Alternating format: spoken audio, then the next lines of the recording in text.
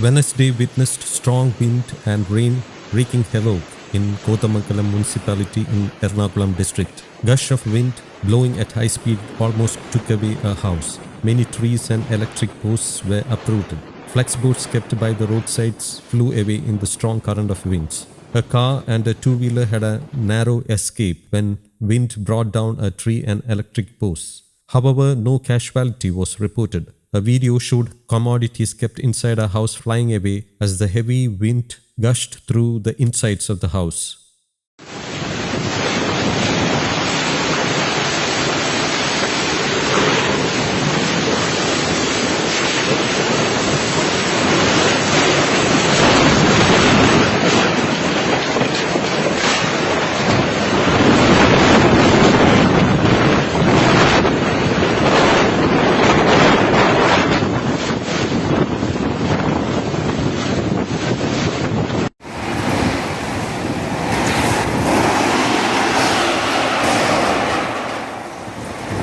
Damaged houses, uprooted trees, broken electric poles, and damaged crops made the area look like a battleground.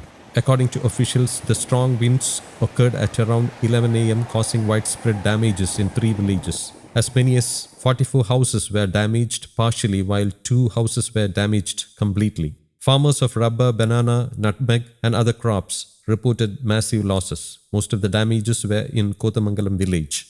Due to uprooted trees, all the minor roads in the interior areas also witnessed traffic congestion. Kothamangalam reported 27 mm rain between 10:30 am and 11:30 am on Wednesday. The speed of the wind was around 30 km per hour, said an IMD official.